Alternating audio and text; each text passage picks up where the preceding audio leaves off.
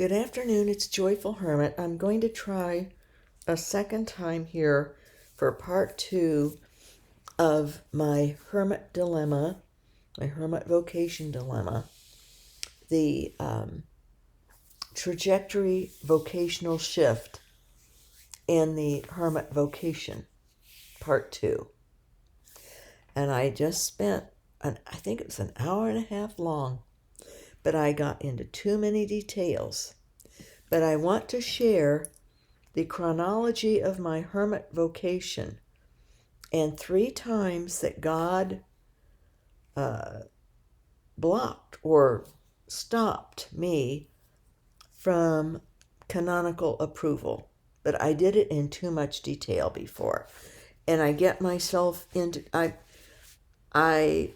it's okay to show myself as a sinner, but you already know it. I don't need to just go into detail or doing things that, but exclamation points that I get into too much detail that can put others in a bad light. And then I don't necessarily remember to mention all the good things that they've done, just the error in my examples. So I want to start off with explaining that the one hermit who is really technically more a religious sister, probably than a hermit, as far as some external aspects, but in her heart is a hermit, gave her vows, and that's just one of the examples, though, of how the Canon Law hermits, and I think the bishops, don't necessarily know enough about how to put into practice the Canon Law of being in solitude, silence, stricter separation from the world, which should be a flowing and increasing stricter, stricter, and strictest. But we never get to the strictest, we just keep going. And what hidden means and how we become hidden in this life, in our temporal world now, what it means and what things, practical things we can do to ensure we'll be hidden. And also that the bishop is the public representative of the Church of Christ in his church. But that part of the public does not mean that the hermit is public. The vows are public in the essence that they are given to the public representative, the bishop. But that does not mean it has to be a public situation or publicized or everyone then knows, because we can't go hide in the desert here. We're in the world where there's no desert for us to go to, most of us. And so that's the thing. So the person that I used as an example in part 1 is a beautiful soul. The spiritual life is focused, and the incidentals of her life that she shared are such as what the things I share, that show that we are human, and that's it, that we're human. And so we don't necessarily, we have different motives. We have our human motives.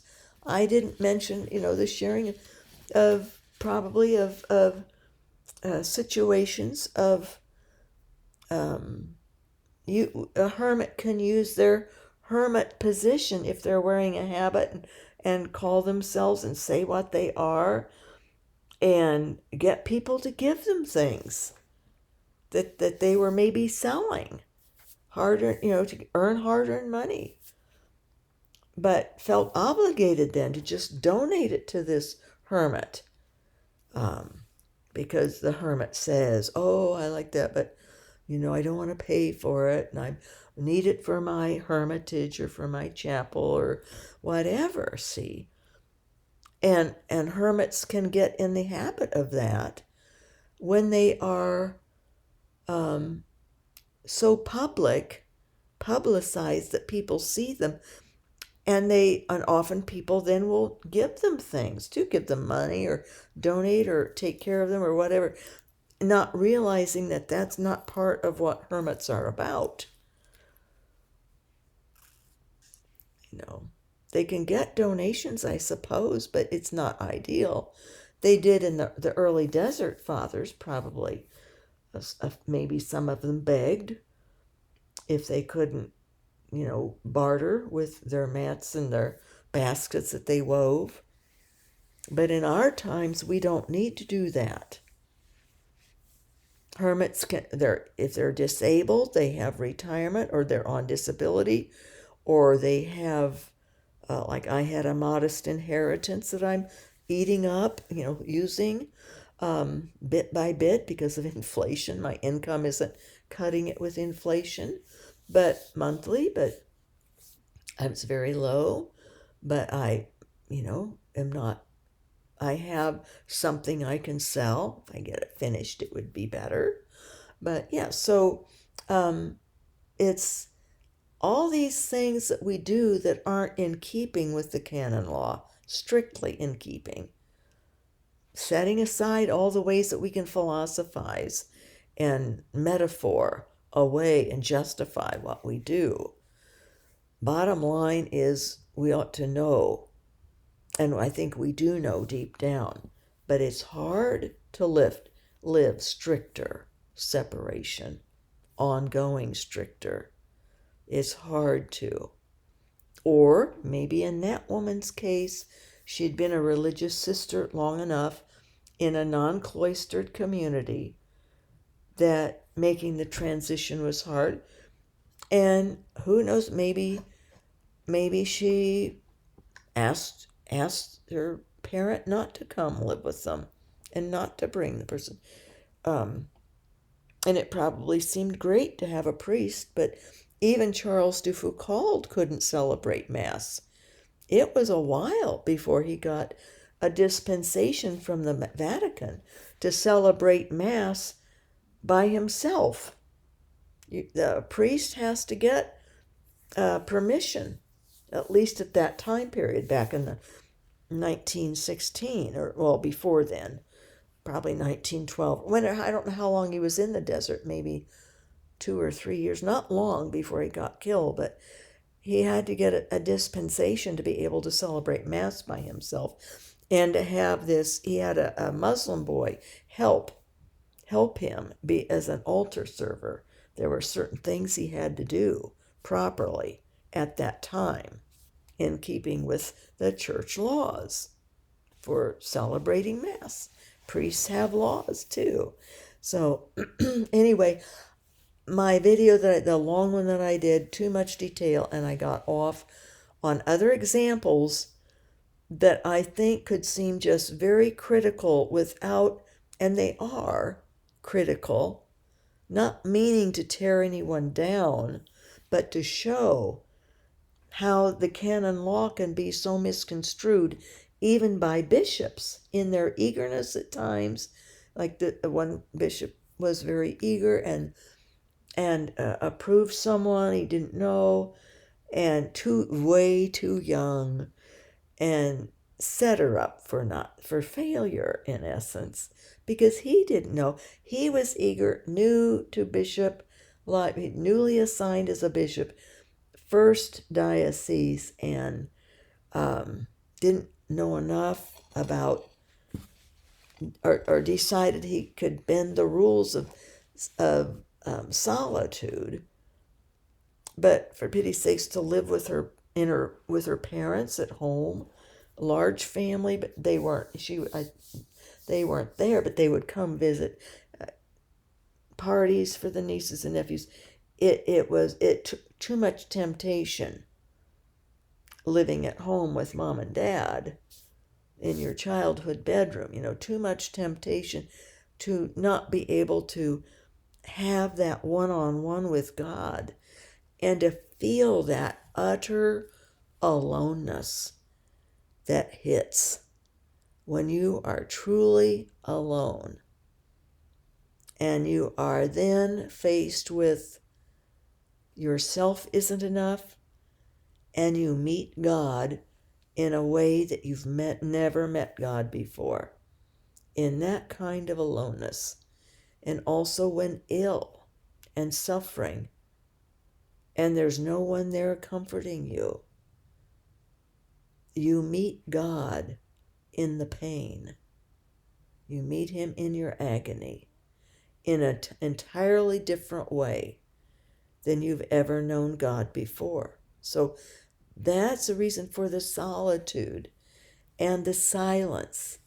And it's okay to talk now and then. Yes, it's not to just never speak. There are times when we must, but to be careful with our speaking. And that was the problem with my video.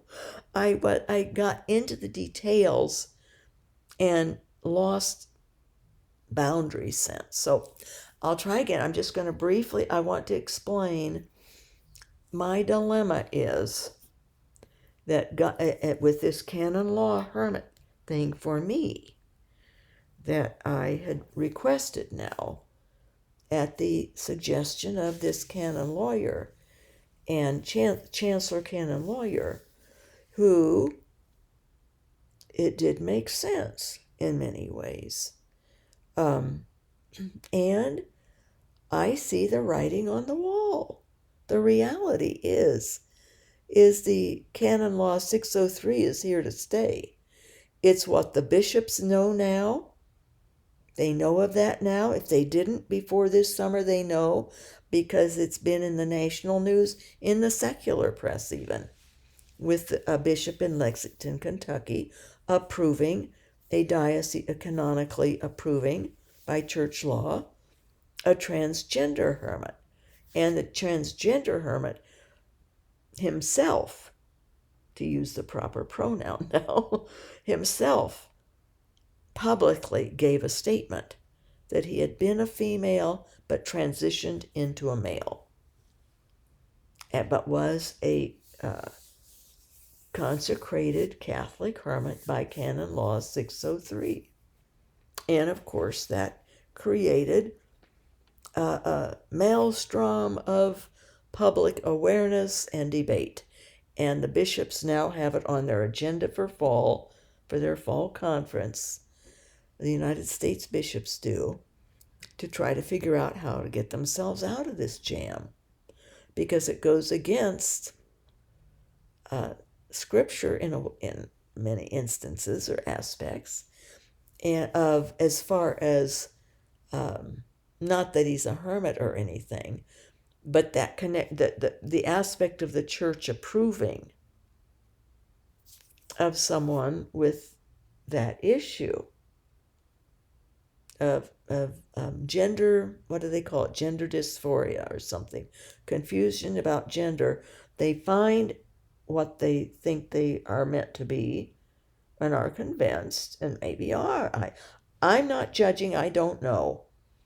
I often go through an exercise with myself of what if I had been born with these instincts or not enough hormones of one type or another, or always felt like I was really meant to be some other sex than what my birth sex was. So I don't know, it'd be hard. And there's a lot of public about it. But so see, that is going to have them, the bishops are going to have to figure it out. But now this canon law is, every bishop knows about it now, if they didn't before. And probably in about every state, someone has, through the publications of diocese papers and national papers, interviewing Catholic hermits who are talk about their canonical approval, wear habits, call themselves sister or brother, sign their names ER.DIO after their names, have more public jobs than ever before. I've mentioned the woman on a college campus, young woman, I would think probably too young, according to St. Charbel's superior, to be a hermit. Hadn't lived life enough probably, but whatever. A bishop approved her, and she was, this was a few years ago, head of student body as their sponsor, their person who they would go to and who would help organize events for the students at this Catholic university, small one, out east, around people all day long and often evenings. It's not a hermit job. That's not solitude or silence particularly. And definitely not for the bulk of the person's waking hours. So it's things like that that I see as a real problem with the Canon Law. Also, the fact that hermits were doing fine with God supervising them, God guiding them. But maybe in our time period, with there being no forests, caves, or deserts, or islands that we can just go to and have it to ourselves, then not have to pay for property or something, that maybe it does need more human supervision also, because maybe the hermits don't have the relationship with God that the earlier hermits had, because their solitude isn't as strong, or whatever it is, or the world is too much around us. I got called off in 2007, end of 2006, drawn out into the world too much, getting my little end-of-life house ready. That was going to be ideal for me, and it still would have been. But I was too attached to the developing of it and the creative aspects, the temporal aspects. And from within months, practically the get-go, God set me up with this demonically, mentally ill neighbor who became obsessed with me and her husband and adult son. My life threatened a lot. It was horrible. I had no peace there. I had to get a protective order. I've talked about this before, and had to move then when the protective order was running out. It was 6 years of horror. And but so it was like God didn't bless that. And I also got chastised by my angel within a week of moving in 2007, January, end of January, or maybe it's the first part of February that I got chastised. But and I hadn't been living my hermit life, honoring it or living it, that God valued and had chosen for me. Valued very much. So I really made an about face. God will. He will direct us and guide us. But maybe not all are paying attention. And maybe we do need then temporal. But hermits should have priest directors, guides, ones that understand the hermit life is best, or at least understand what silence, solitude, stricter separation from the world, hidden from the eyes of people means, and how to develop it in our time period, how to pull that off within our time period, where I've got neighbors on either side of me, no one behind, people across the street. But it's how you select. And then if there is a problem, it's how you get out of it. As far as these people know, they're not to speak to me. The husband got in trouble, sexually harassed, naughty. I think he might have cancer or something and is dying. I think so. I don't see him out at all. I saw him a while ago, quite a while. He looked very ill, and he is using drugs. Somebody comes daily. Illicit drugs. So it might be that. I don't know. Maybe he's fallen off the deep end. I need to pray for him more. Or he's very ill. I don't know. So, but the wife, they got in trouble, and police said, they're not to speak to me. So that got handled. The other neighbor helped me during my need thing. And even last summer, taking care of me, came over 3 or 4 times a day to do the ice pump for me, and drove me to my couple of appointments when a family member could not, but we're on. I could call her any time if I needed, but it's not as if she needs. She got. I was worried a little she would get attached and want, and I did explain to her my life. She's the only one in this whole area who knows of that, other than this canon lawyer, chancellor, and the bishop. But she's independent. She has a husband, and if there's a need or talk, say hi or whatever outside, or your grass is looking good or whatever. But it's not any kind of an interruptive relationship. God provided her miraculously so to help me when I needed help, and I paid her, but spared me from thousands of dollars of an agency or something. So and then we did develop an appreciation of each other, a Christian bond, or I guess technically people say that her affiliation is not Christian, but many people say that of Catholics. Protestants do, that we're not Christian. So anyway, my chronology in these 3 times that God put the kabosh on. The very first was actually the first start of my hermit life, when I had noticed an advertisement in a newsletter of solitaries, not just religious though. I mean, it could have been anyone. They would accept New Age solitaries or hermits or any type of hermit, and they wrote about it. But the people themselves had a religious background. But there was a woman in England who was starting a community of hermits, Catholic, but you lived in your own locale. You had your own a pre-spiritual director. She was very strict on setting it up. The very orthodox or traditional, all above board. But little things started to happen that eroded the trust of. She disobeyed her vicar general, but she also didn't have the statutes done.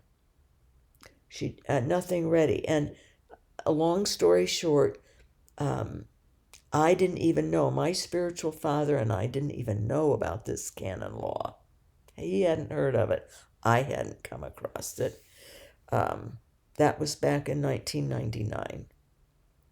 But after about, maybe it was 9 months, I had gone through the postulancy. That's an initial phase of familiarization and gradually learning the hermit life. Lots of reading. She had excellent books that we read.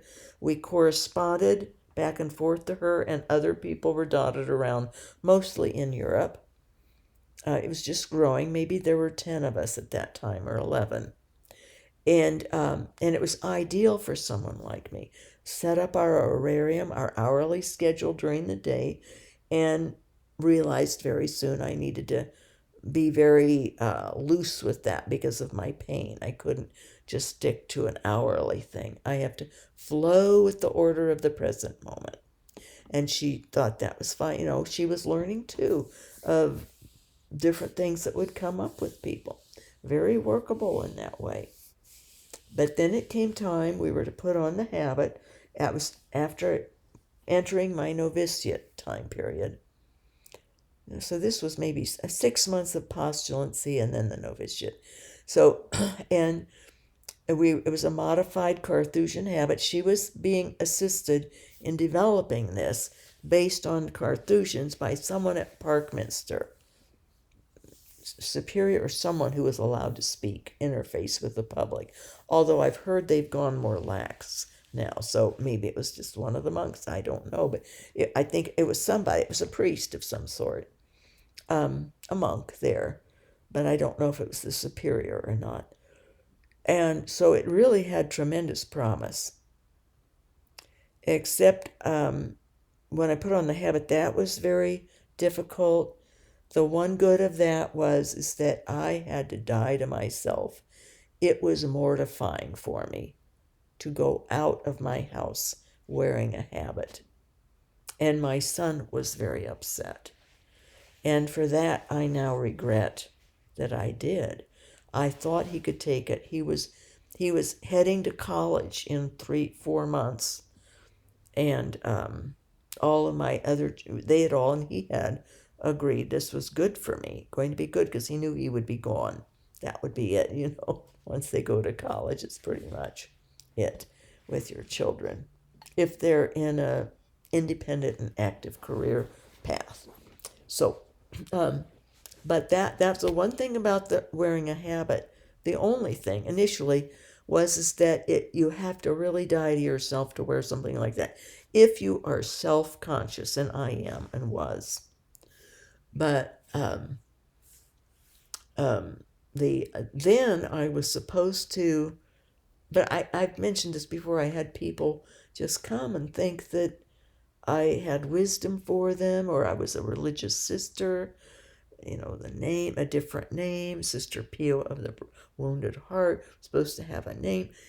And it wasn't the silence of solitude and all of that. It was skewed with all of that extra. So I was then supposed to contact the diocese, the bishop's office, to get canonically approved. That was the first time it came up, canonical approval. And instead, my diocese was people in the parish were writing letters to the bishop that I was crazy and wearing this habit and going against the rules of the church, and no one ever asked me why or what I was doing. Even the priest didn't. I finally said, because I was observing silence, and but then I explained, and then he wanted me to write something for the bulletin so that parishioners would understand. And they did a little better, but then they started picking if I did anything that they thought wasn't hermit-like, and then they would write to the bishop and complain. And the bishop was like, who is this person? So they started an investigation behind my back. I didn't know it. But this one priest told me about the investigation and told me that, and he had ulterior motives, as it turned out, because he was in trouble living a double life, and God happened to show me. The Holy Spirit did. But in this situation, he told me that the bishop would likely find me anathema. And then there were a couple other things that could happen, but that I would be shunned. People would not, all the Catholics in my hometown would not be allowed to speak to me. And I would be removed from the church. Excommunicated was another thing he said could happen to me. And I would be, or anathema. It would be as if I did not exist as a Catholic or as a person, according to the church. And I was just horrified of that. I went through a lot to become Catholic. I had then mortified myself in this habit too. That was probably the hardest thing I'd done in public. It was like walking. I didn't even like to wear a bathing suit in front of people. Very self-conscious, or just always awkward. I was as tall most of the time, and then grew taller than my 3 years elder sister, 3 years older than me. And somehow she was so lovely, and I always felt so gangly and like I didn't even fit into my body. And that's just extension of I don't belong in this world. I've understood that as a mystic and as an adult, and priests helping me understand that I am different. And Dr. H helped me earlier. He didn't know the word mystic, but that I had unusual spiritual gifts, he said, and was very different, and that other people don't perceive as I do. Some, I'm sure, do, or more so, perceive far more. I am, I think, sort of the least of the mystics, of the group of mystics, of the whole spectrum of mystics. I'm in the little beginner or minor mystic. But it's enough that I don't do well in the temporal. I don't navigate it. To me, I don't. Now, other people think yes, that at least when I was in my career and a parent, that seemed to be. I seen people would come to me to solve problems for them or to handle things because they feared doing it and they knew I would do it and get it done. This was way back. So my insecurity or my feeling awkward is just me. It's not necessarily a reality. But anyway, that's the only good that I could see of wearing a habit, is that it can reduce you. Now, probably though somebody else would love the attention. See, so it's not universally a good thing on top of all the other reasons I've given before. But when I find out about this behind my back investigation, and the fact that it had been going on for a few months when I found out about, when this priest told me, and he relished telling me and scaring me. I will say he did. I could see it in his eyes, and a little turn of his lips, little I'm sneaky little smile thing. Look what I'm doing to her. Getting back at her because she knows about me.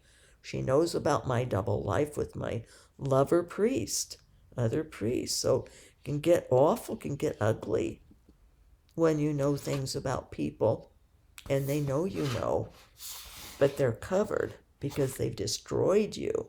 So the bishop isn't going to pay attention to what this kook lady says, and ended up, they knew I wasn't a kook lady. They still didn't do anything about it because it wasn't politically best for them or monetarily best either, because his priest lover was very good with people, had a large parish under a lot of construction projects, and could bring in the money and the people in a growing area. So no, they weren't going to disrupt those two. They let that go and figured, well, at least it's just each other. Until this local priest, though, was after my son as a way to get at me, though, because he didn't like it. He knew. He felt guilt or something inside. Whatever, that's all besides the point. But it's the kinds of stuff we can get into. How that then influenced me, but also the woman who had disobeyed her own vicar general, didn't have the statutes written. I offered to help. I knew under investigation that even if they got to the point of considering this community that she had started, that I was in, to learn hermit life, which is basically what it ended up being. It was a very good year of learning.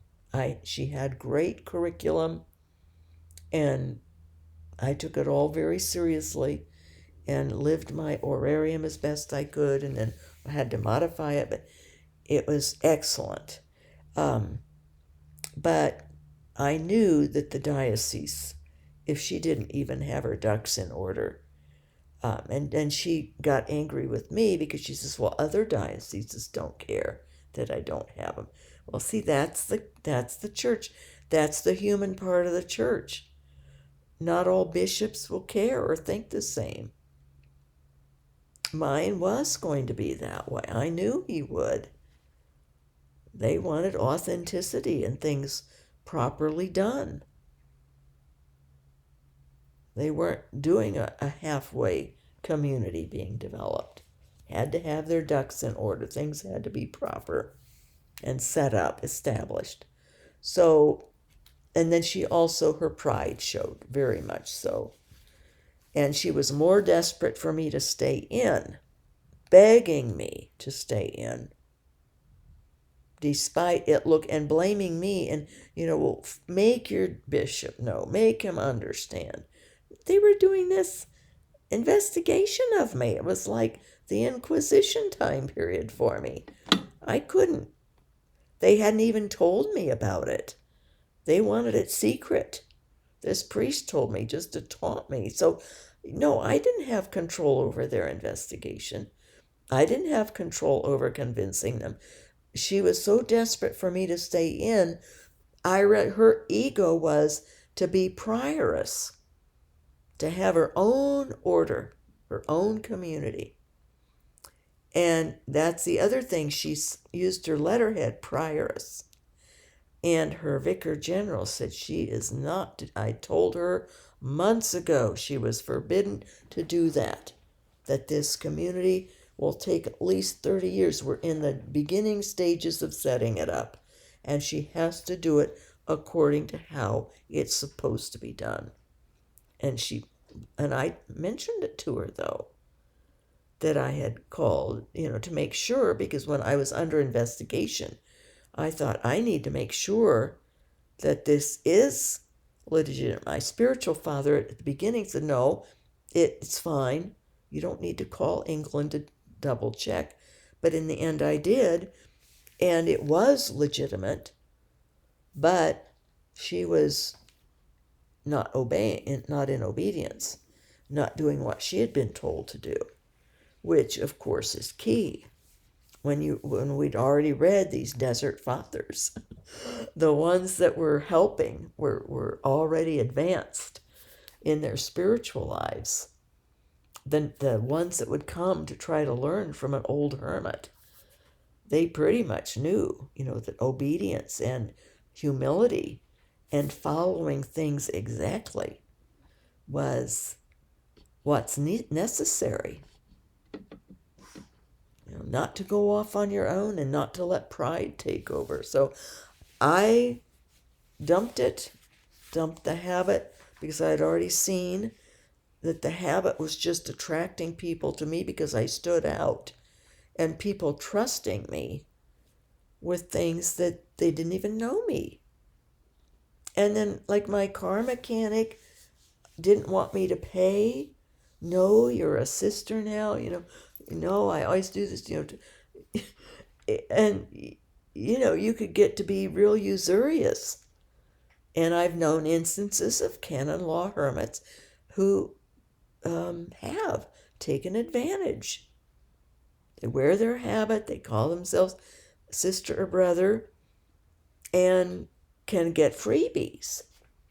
Oh, that would look so good in my chapel, my hermitage chapel, and somebody who'd done a lot of work, hand carving something, and was at a fair or something and selling it, and then the person made him feel like, and I don't have money, I'm just a hermit.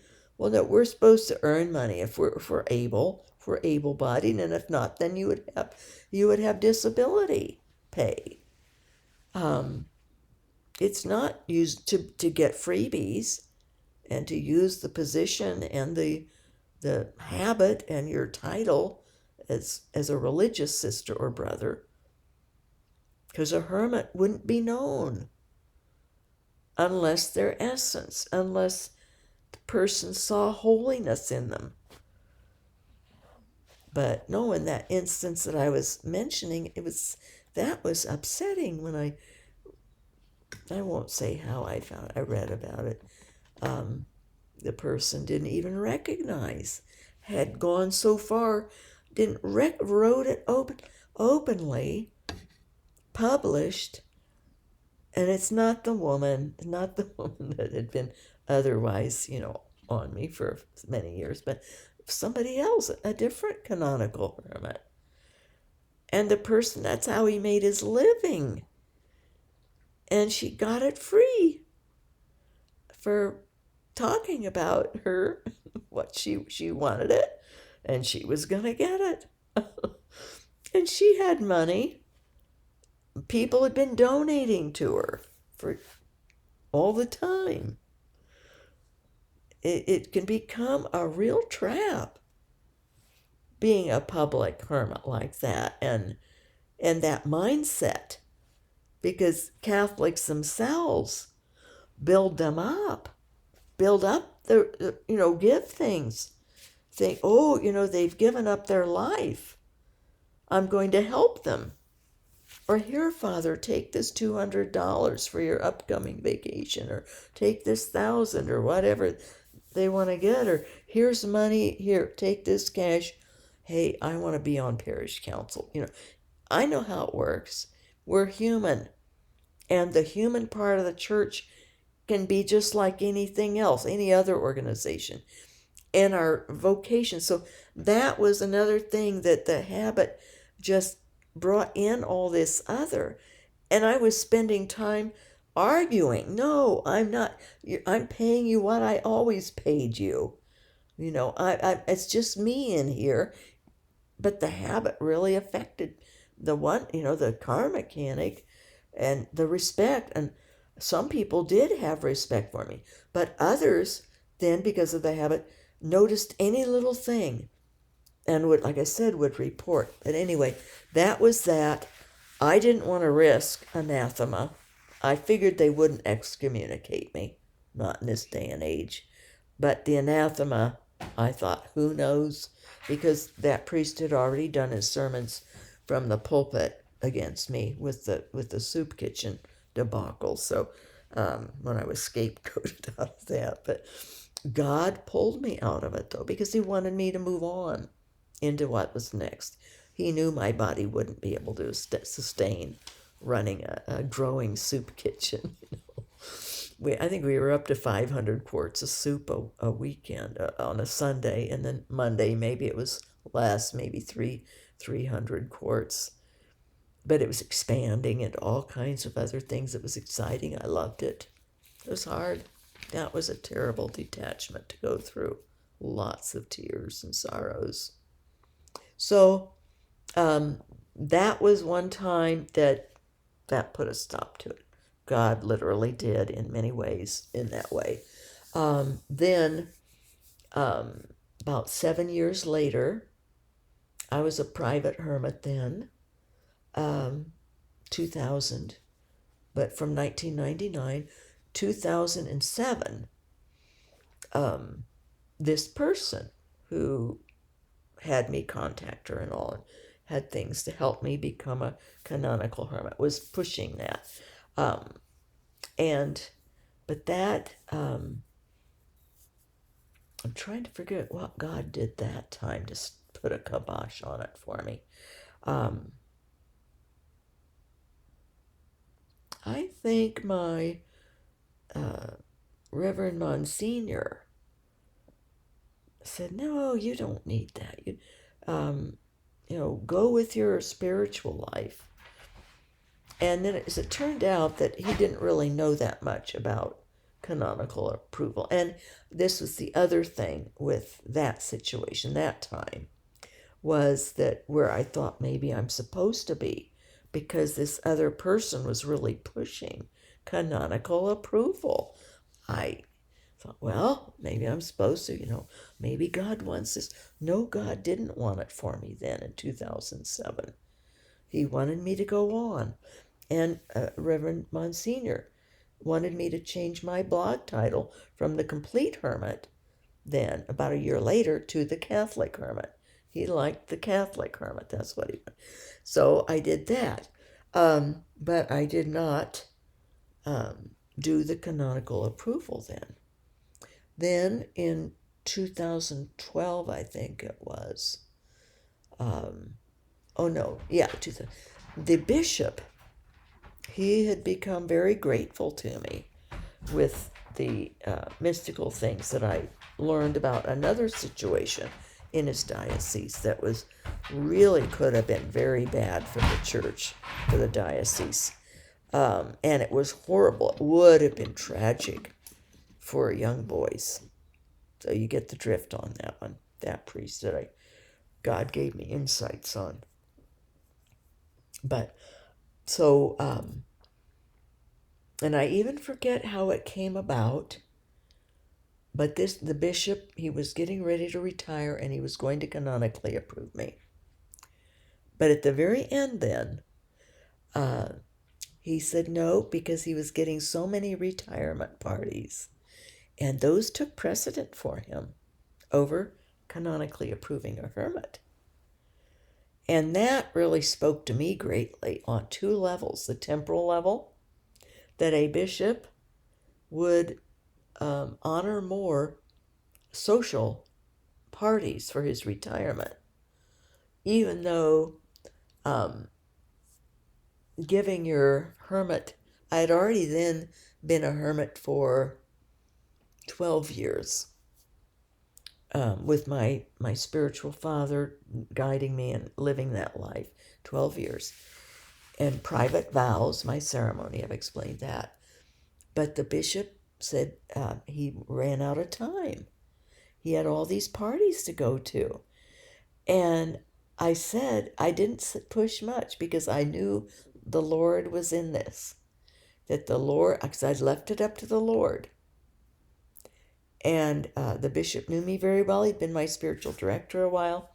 I had done things, helped him in situations. He wanted to know, if you see anything, let me know. And I have other situations with problems.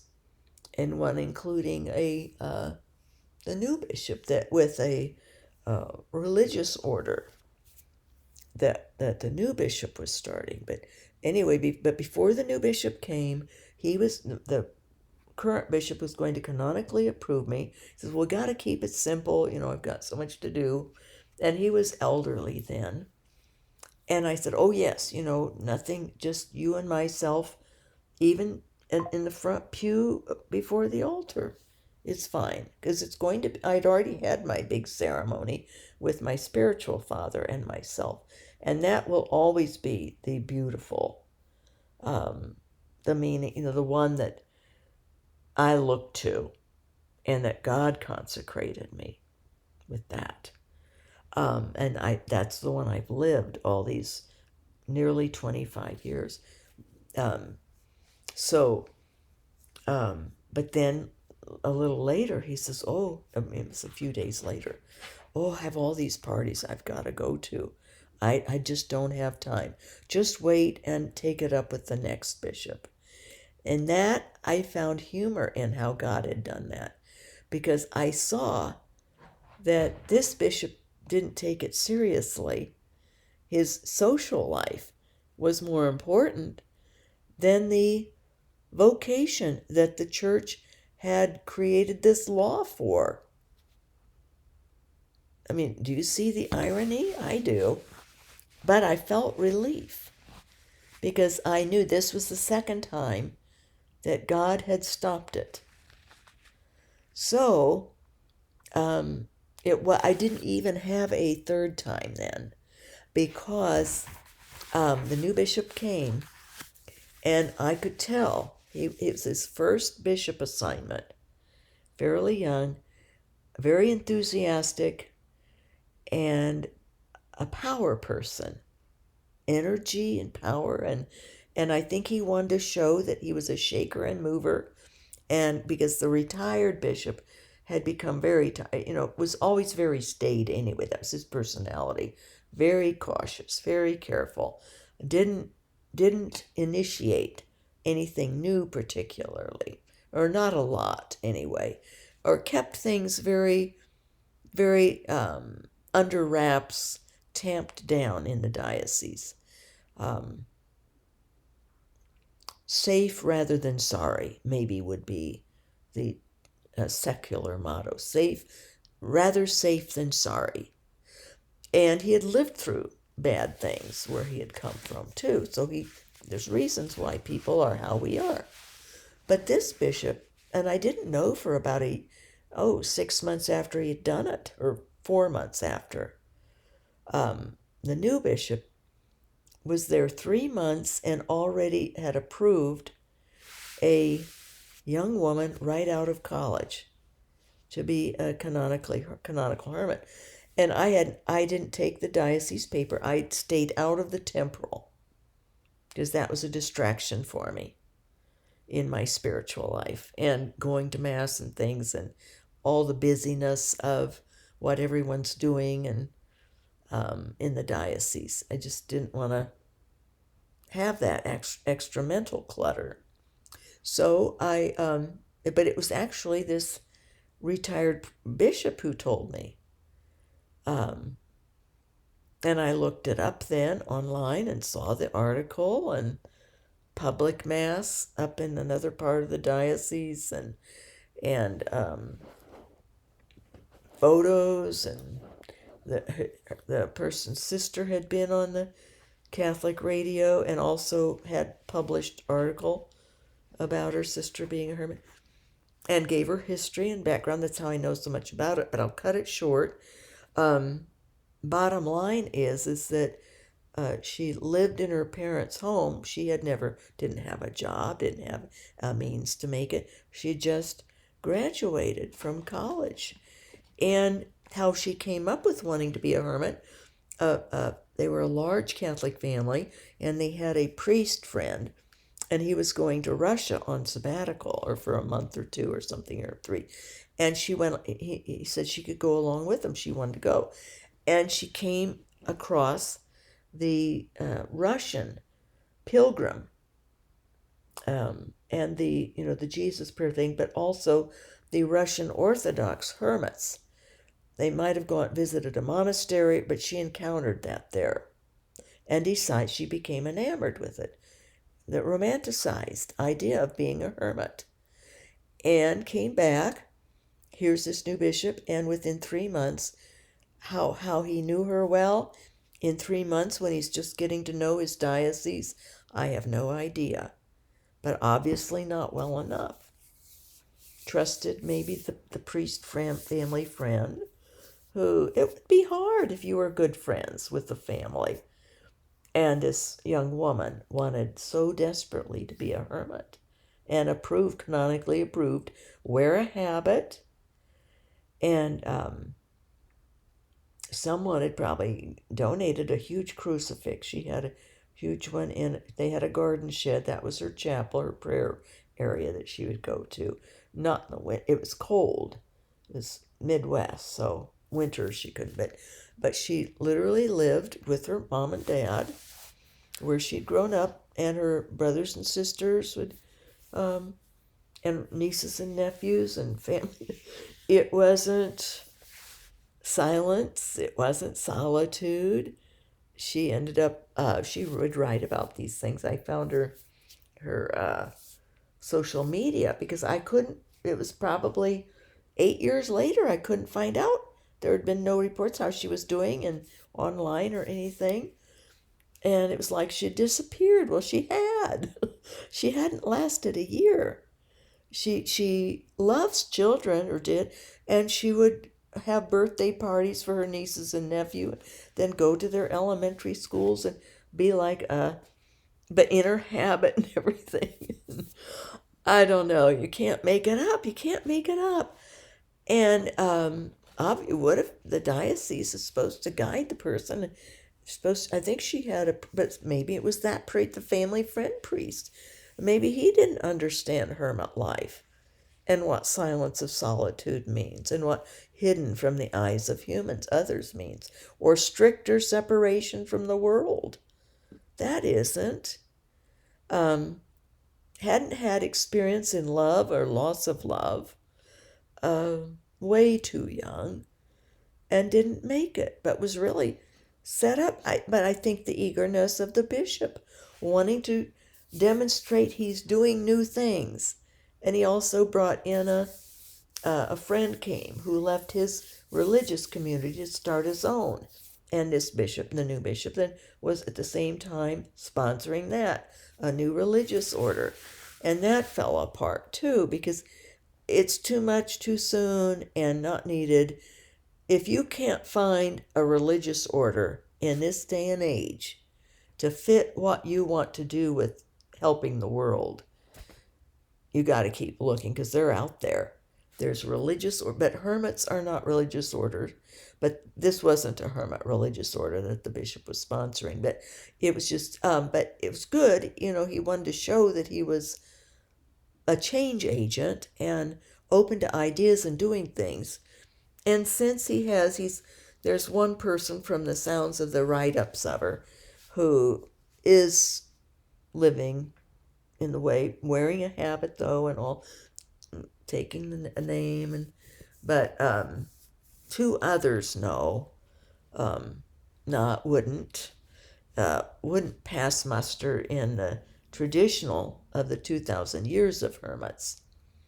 But as this canon lawyer way back then said, that the law was created to allow bishops to have some kind of authority or an ability to correct, to reach in and interact with hermits through the canon law, if there were one that wasn't living the life, or having some other kinds of problems, that they were, announcing themselves as a hermit or something and weren't living the life, or had issues, psychological issues or something, that were bringing scandal upon the church. So that he said that's the reason that the bishops ratified the law, whereas someone else has written that the reason was that hermits needed to have the hermit vocation. The church needed to be forced to recognize them and respect them, to respect the hermit. No, hermits have never been wanting respect and recognition. The opposite.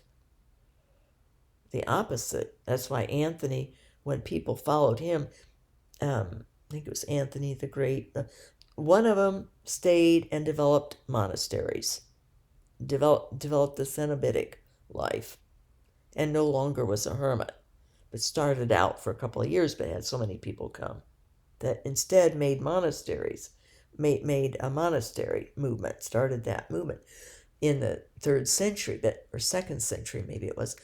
But the other one, so many people came, but he just went further, ditched them, lost them, went so far in the desert and hid himself so well they couldn't find him, because he was staying with his hermit vocation. And that's what it can take.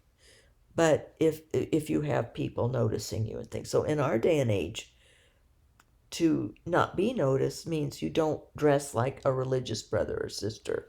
You don't change, you don't have a name, you don't have titles, you don't sign it with something unique, er.dio. Oh, what's that? Oh, I'm an Aromatic. That means a hermit of my diocese, And, oh, wow, especially if you're saying that to some Catholic business person or someone, oh, here, sister or brother, take this. Or if you're running a retreat center or guest house, whatever you want to call it, people then bringing food or helping and wanting to be a part of it, but the person's constantly surrounded by people, for the most part, and has been from the get-go. So see, I think there's that confusion. But anyway, so at that time, when I found that out, and it was before I knew what happened to the woman, the young woman, with the new bishop, I was just gobsmacked, as the British would say. And it really got to me in a big way. Just the total misuse of it. But he didn't know. He was eager. And he just grabbed at it. And even the title in the diocese paper was something to the effect, Bishop so-and-so ushers in the first, or approves, or canonically approves, or however it was worded, the first ever in history hermit in this diocese, And it was a feather in the cap kind of thing. It seemed like a career building, wanting to be an archbishop, maybe, probably. Who knows? I don't know. But since then, though, has shown, like I say, we all mellow. And I can give you examples from my own life where I would leap before looking, and I still have tendencies, which may be why I'm in this dilemma. of having sent my request at the encouragement of this canon lawyer / chancellor. And then thinking through, though, of the writings on the wall. That is the hermit that bishops know, the only hermit that seems valid to them and to the people out there as it is. If you put a law behind it and distinguish something with this is legal as opposed to not, well, I mean, we know human mind, a human thought. So I have wondered, and as I heard my dad's voice toward the end of the phone call with that chancellor and canon lawyer who I'd called on a different issue, I heard my dad's voice say, if you can't beat them, join them, or something like that. If you can't win them over, join them. And he was known for his aphorisms, and it was his voice. But the devil can imitate very easily, no problem for the devil. So whether that was truly my dad telling me that or not, he advises me from time to time from heaven, usually with his aphorisms, but that always cut right to the chase. Tell me exactly what I need to be doing or what I need to stop doing. So anyway, the next situation, at that time period, after I was so stunned by this situation with this young woman and just thinking, what on earth? Why even do that other than to be the first to have that and to sort of establish in the diocese, establish himself. It didn't seem very prudent or fair to the woman, as it turned out, but she was gone within the first year. Years later, I found it through her social media. Not many years later, but enough, maybe 5 or something, that she'd gone to Korea or traveling or something with friends, and was trying to start a religious order, a community in Korea or something. Obviously wanting to start something without learning first and without living life first, and for sure knowing that's what God wants. And Teresa of Avila was 49 years old before she did her reform of the Carmelites. So God, it's just suspect. It'd be highly unlike God to call someone that young to start a religious order right after failing within a year of being a hermit too. So just that's just it. But I'm by now I'm hoping that she's married and has children, or is doing that in Korea, that it was successful with her friends. I think it was helping orphan children and things. She loved children. I hope really that she got married and had many children. She would be a beautiful mother. But and that is a vocation that is in God's eyes. And think of the Virgin Mary, how important it is. And more than being starting a religious order when you're so young, it's likely not to. And then always, wanting donations rather than just getting a job and working. People need to just work. That's the hermits of today anyway. And religious orders, they all have their work that they do to earn money, to earn their keep, of one sort or another. So it's being responsible and holy to not press other people to take care of us and to pay our way in life when we're able to ourselves, if we are. Most people are. And if not, they have disability. So I had a vision after that with the bishop back then. It was back in 2012. I had this vision, dream vision at night. And I won't go into extreme details. It was all very meaningful, all very symbolic and accurate and supernatural in just the fact of how God lifted me up and saw through.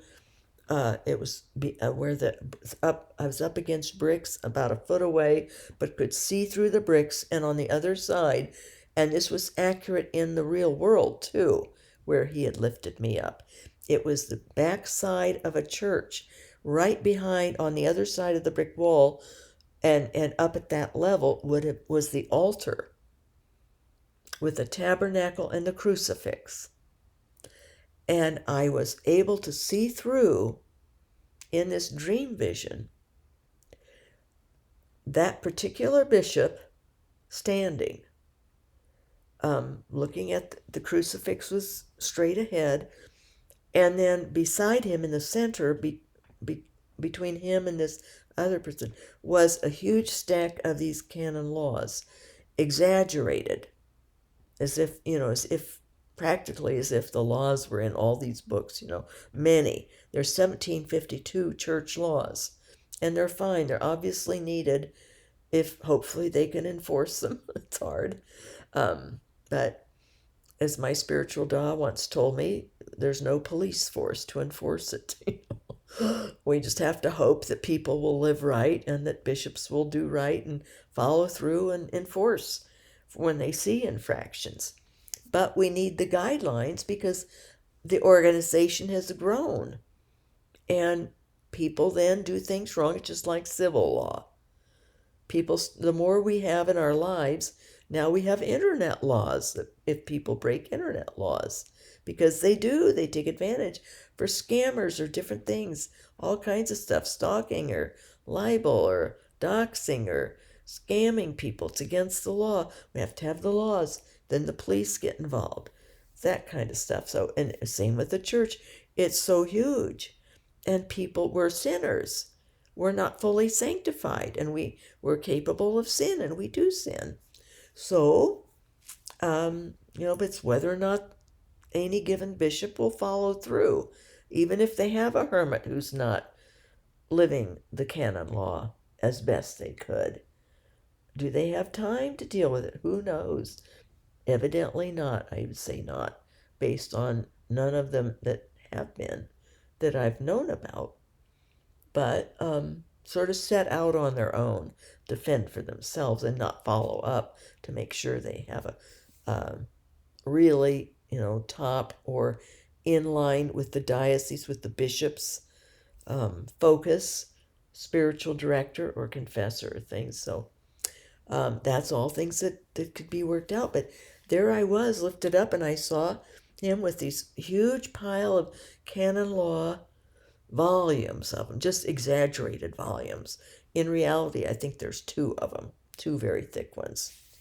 And then off to the right of the stack of books was this very young woman in her habit, looking exaggerated in austerity and deep sorrow, exaggerated, gazing upon the cross. And the cross was the corpus, Jesus on the cross, that she was kneeling and looking at, was extremely bloody, gory, very gory. And it was just unusual, but what was told me when I saw the bishop standing and then the stack of the canon law books, and then the young woman on the other side in this semicircle looking at the crucifix, God said to me on this scene that I was seeing through this wall, these bricks, up into the interior of the church. He said this to me, God did, why would you want that when you can have me more directly now?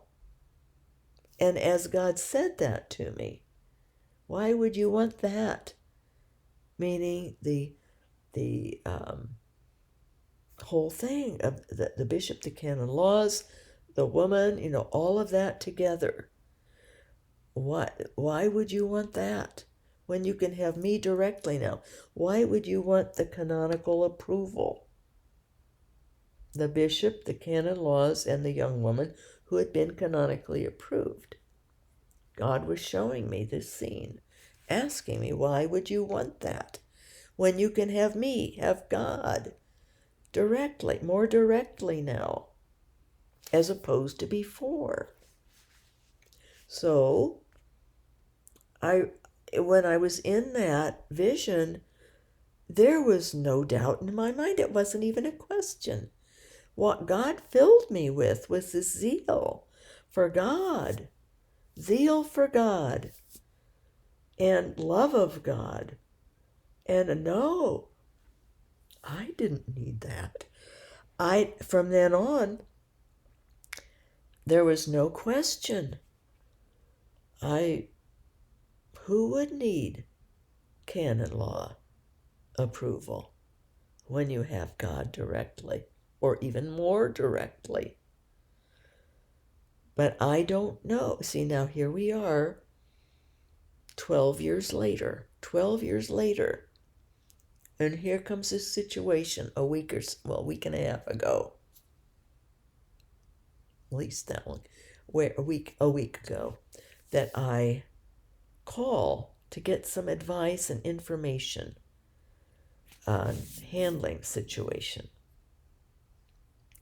And I'm in talk, realize through what the canon lawyer said and the chancellor, that, canon law 603, yeah, that's, no, I'm talking about just private provision.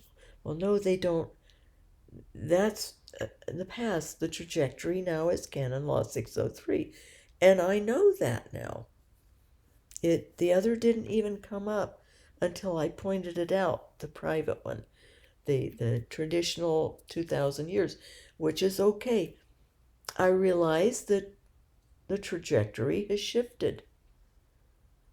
The Hermit Vocation trajectory has shifted.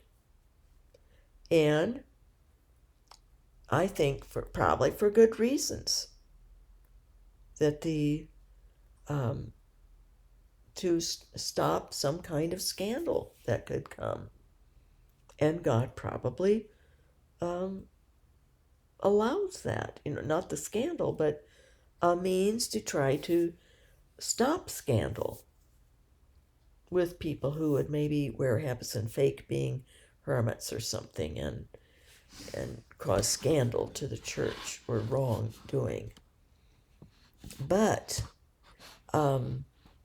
my dilemma is, I sent in my request, and I've been up and down on it ever since, because I don't want to go against God. That's my big thing. God he stopped it 3 times, and he gave me that vision. Well, the 3rd time was really here in a way. But I pulled the plug real fast on myself. I got very worried and concerned. The situation had come up again. And it wasn't right. It was even the approval thing was, but now I haven't had anything that is red flagging me. And I've prayed to God and I've asked my angel, I've asked the Archangel Gabriel, my parents who are in heaven to help me. No, begging God. I'll ask the Virgin Mary, because I could get out of this soon. I have to do it soon, and avoid people hassle. Or was that then, and that bishop, and that situation? Or I've thought, does God want me to be canonically approved but to show living the life as the law says, and be a contradiction, sign of contradiction of what all these other canon law hermits are living, wearing their habits and changing their names and signing it with initials, post nominals after, and being very known and not keeping anonymity, or and then maybe if I write or speak, maybe there would be more validity, and bishops might understand. You don't approve to women friends to live together in their late years as hermits. They don't benefit from the solitude. They don't have that experience of days of no one but God, or being sick, and it's only God there. Only God, and you get yourself to the bathroom to puke, or you agonize in pain alone. Only God hears. And you crawl to the toilet to use it because your pain in your back is so bad, and then you have to like get a bucket or something because your knee's also bad and you can't crawl. So these are speaking from using myself as an example. It's hard. It can get very hard. It can get scary. And then you have to trust God and go with God's flow. And then the devil starts in on you. And it seems uncanny. Or other people, even though you're not wearing a habit, and they don't know you. And other people wear crosses, maybe not this big, but some do. But they start sensing something of you, and you become persecuted without even being in a parish to be persecuted. Or you have to learn, or God has you have a mystical experience, and it upsets priests and parishioners so much that you can't go to Mass. And then you understand how the early hermits didn't either. They weren't parishioners. They weren't involved in parish life, which I got pulled into the temporal life of the church for a while there. Maybe it's been 20 years ago, 19 years ago. Yeah, it would be 19. Trying to start that prayer group, or having the book discussions, and God limited who went. One person who needed a friend, my friend who has the schizophrenia, medicated and all, but and she's brilliant and she's lovely, but people know in their area, and so her social life is hindered. She's thankfully has a husband who is with her, and they're both being sanctified through this illness she has, and it's beautiful. Not many men will stay, or spouses will stay with a disabled spouse like that. And they're both beelining to heaven. She's become very religious and all, but she came, something for her to do. And I had met her and encouraged her, and she and I were the only ones in the but we read our John of the Cross, and we read good books, and then disbanded it. Then they would just come visit me at my hermitage, and her husband would come along, drive her, and so, but that ended, and I had to leave, and so this vision thing that gets to me, and the fact that God has stopped it other times. So I know I need to trust. I need to trust God. He'll block it again if he doesn't want it. But what my concern is that I have offended God, that powerful vision wasn't enough or something. But I don't know if it was, because he did show that specific bishop and that specific young woman That's what's hanging me up in discerning that vision after all these years still. Was that meant for that time? And to teach me, no, this is not the time nor the one. Because as I say, questionable the couple others later, so that, and maybe God wants me to help write something that bishops could understand, to keep it private, or to keep, not to publicize. They are the public figure receiving the vows, but that they are destroying important components of what the hermit must learn by making them a public, renowned, special person. It feeds into, as one viewer says, arrogance. Not just pride, but arrogance. The hermit gets this arrogance about them. It can be subtle or it can be pronounced, but it destroys all the good that we can learn.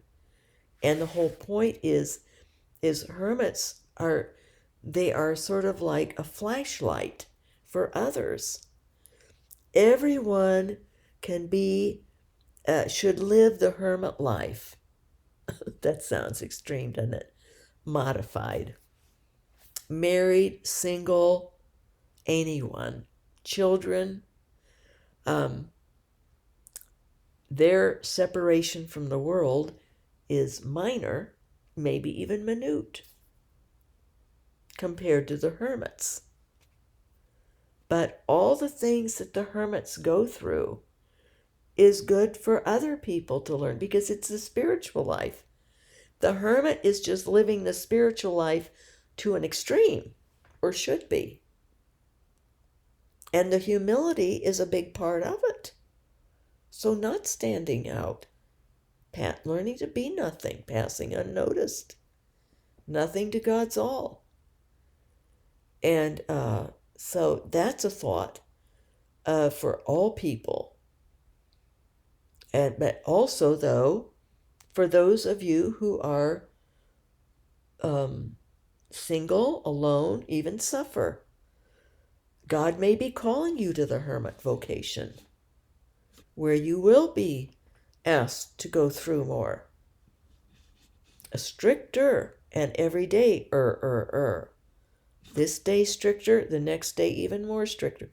We should keep progressing, pass down that corridor, and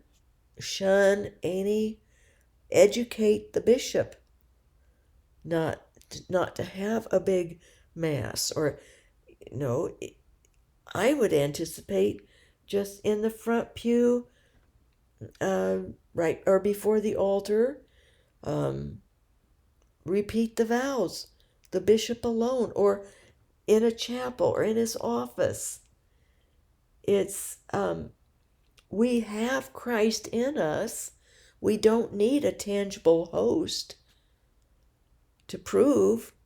If we have faith, and a hermit should be at that level, as Saint Charbel's superior explained to the younger monks who were envious of Charbel and wanted also to be allowed to be hermits, to go up into the mountain and to the hut and be a hermit, because Charbel was known for being holy, and they envied him but they also wanted to be like him, and they thought, oh well, being a hermit would do it.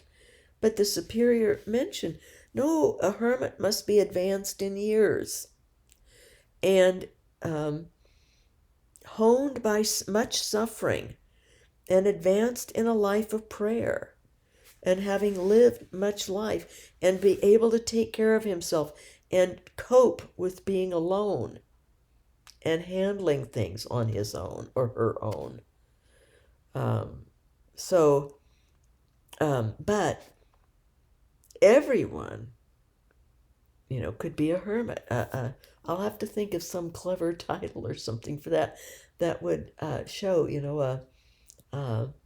honorary hermit or something, or a everyday hermit maybe, or I don't know, but you got the idea that it's a life for everyone just not to the extreme that a hermit would live. That would be inappropriate. And of course, and it wouldn't be.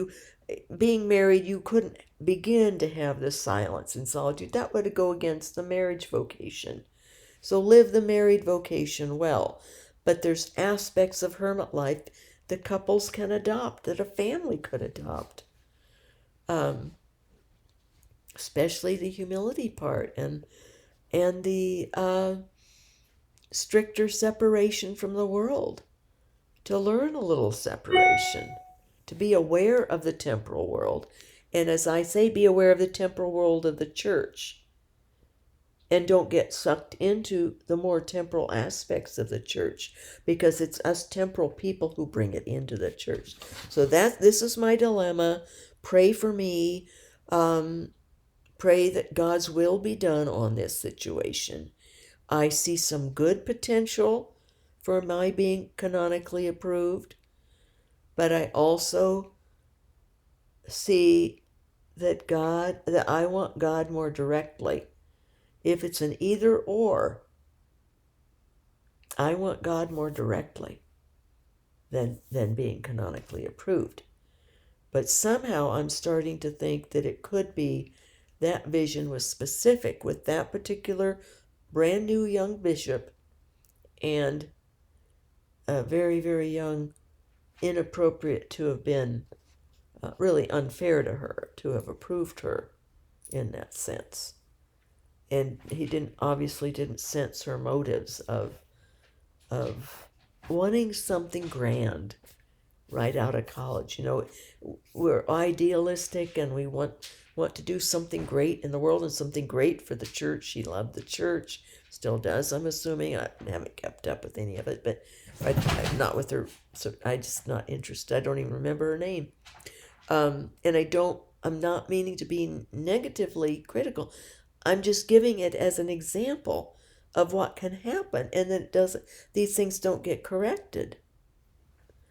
And so there is a need with the canon law have the trajectory has shifted to canon law, hermit, for Catholics. And I think it's going to stay that way forever, as long, until it changes to something else, some point, if God keeps progressing it into some other change.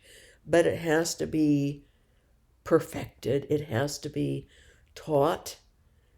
There has to be education, and cut out this ruining it, tainting it with temporal and pride, temptation to pride, temptation to arrogance, and a sense of then you start having people wanting to be it so that they can wear a habit, so that they can be called sister this or that, because maybe they regret that they didn't become a religious sister or brother when they were younger. Or, they're elderly and they want purpose, and let's do this.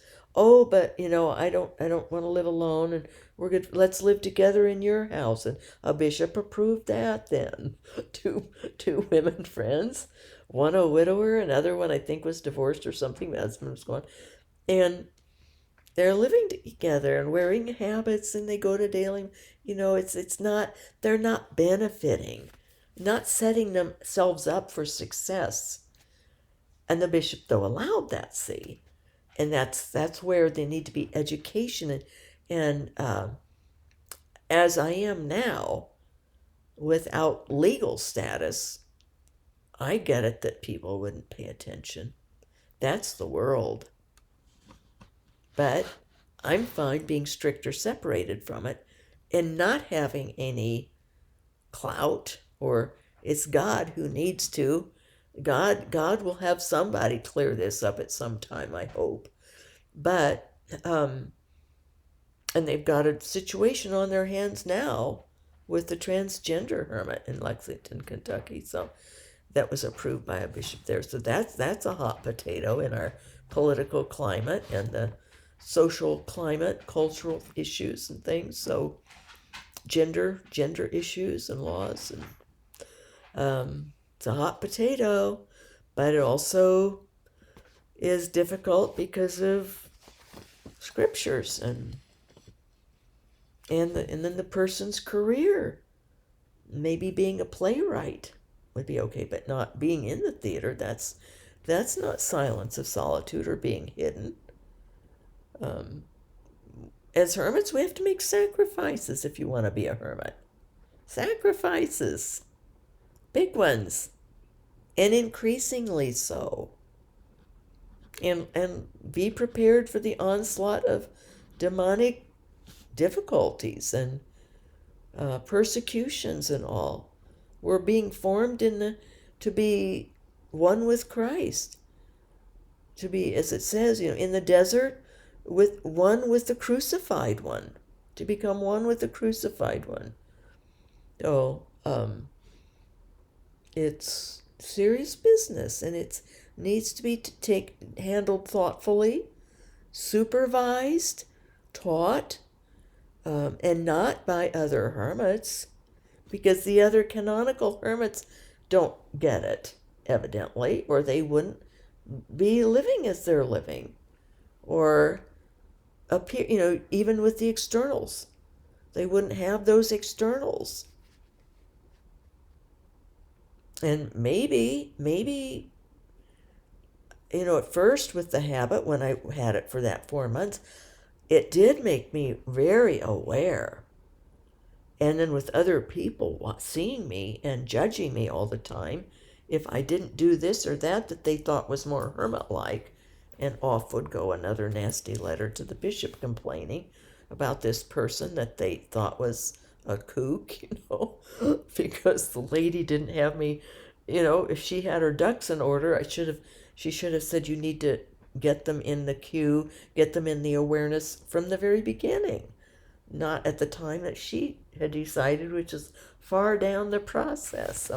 So anyway, water over the dam. But no, there needs to be, and I don't know what God wants of me, and I'm back and forth, and my worst fear, talking about fears, is offending God and not discerning that correctly, that vision, and thinking it is maybe specific for that one. Maybe God does mean it. Maybe he doesn't want to ever have me be canonically approved. The one hindrance I have, or weakness, bad part about me, is not being linked with the church chained, is that when things happen that are awful, I get this temptation to flee. I get frustrated and think, oh, for pity's sakes, what am I doing? Logic says you don't stay in situations where people are bad to you or hurtful. But then when I reread that, and went over about the holiness of the church, and the church is holy and perfect and perfectly, fully sanctified was what's said. But humans are only partially sanctified, and we have the propensities to sin, and we do sin. So therefore, it's the people. It's not the entity and essence of the beautiful sanctified church. So, but the devil still gets me to want to flee Catholicism. It's a battle I get, and I don't know if maybe being chained, sealed in through a canon law. The other part of me thinks is that it's better to struggle through it, and for me, in faith and prayer and understanding and learning, to subdue and to not to even let the devil tempt me like that, to flee. But I admit I do have this resistance to having the one thing. I only have one thing in my existence. I can't be in parishes and things. My back is too bad for sitting through mass or anything, and And I trust God in that with the ecstasies that he was telling me, since they weren't handled well, or people couldn't, the priests couldn't deal with it, or weren't interested even in what I was being told about the Mass when I was in that state, that better just to write that out. And if someone ever's interested, fine, and I've shared it on my videos, so fine if you're interested in that. And if it changes your way of being in Mass and your focus when you're at Mass to lift everything up, fine. But I think I have this resistance, um, but to struggle through things, to walk into the fears and to deal with it through faith and trust and hope and prayer is actually more strengthening than to be as if like St. Paul in chains. He was in chains. But with my suffering, um, things can get so bad. Suffering can get so bad that I've had thoughts all through, off and on, of would I be in this, would I have all this demonic activity and assaults? Would I have so much suffering if I weren't Catholic?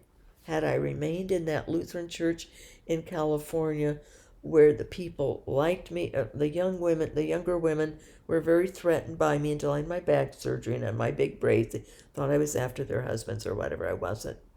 But if they, it was, they were so accepting and loving, and they didn't want me to leave, but had this big going away, and at the church where people came, and very loving, and but I get those temptations because I'm human. And suffering and persecution's hard. But I've grown. I've progressed spiritually. God brought me into the Catholic Church. I just go back to the sign that I was given at confirmation. It was such a strong sign that whenever I get any kind of thought like that, it's like, without any doubt, God, it was supernatural. It was powerful. It was amazing. And it just wipes away that. So anyway, we'll see. Leave comments if you get any insights from God, or insights from the Holy Spirit or Jesus or Virgin Mary. Tell me, or your angel. And otherwise, I'll just wait if I don't hit the panic button and pull back my request. It's in the Office of Vocations now. This bishop wanted the vocations office to deal with it, since it's a vocation, rather than himself. And even though it says, the bishop, but that this canon lawyer interpreted that as the office of bishop. So, see, the law needs to be very tightened up, I think, so that there is unity with the handling of it. And if the vocation office is best, then put that in, have that be. Otherwise, there's going to be, I think, people set up not for success then, which we know how the success goes from studying all the centuries of the hermits that were successful. And we know that by their fruit. So, God bless His real presence in us. And thanks for letting me just go through this. This is even longer than the one I did before, for pity's sakes. I've got to set a little timer or something.